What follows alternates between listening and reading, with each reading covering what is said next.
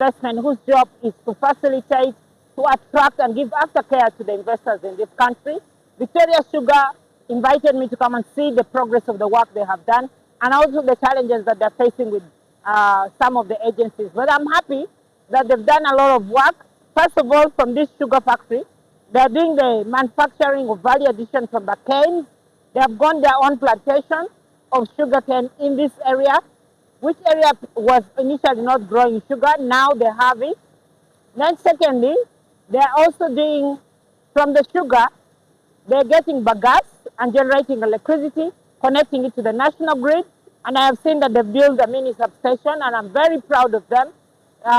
What I just need to do is to make sure that we resolve the issues of the tariff, at what tariff that they're supposed to be able to get the power. That's one challenge that they have raised.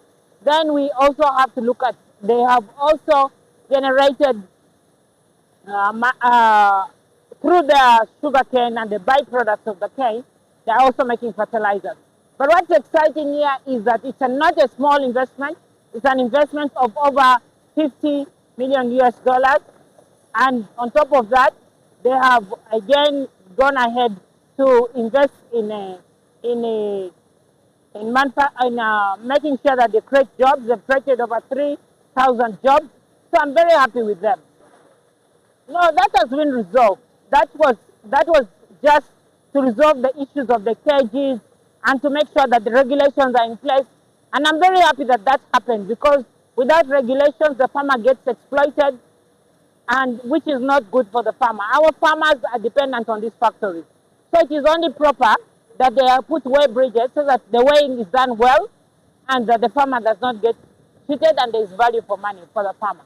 You mentioned a major challenge, apart from the fact that they want to get the tariff balance, because the tariff given to them has been at a lower figure. But I'm going to speak to the Ministry of Energy.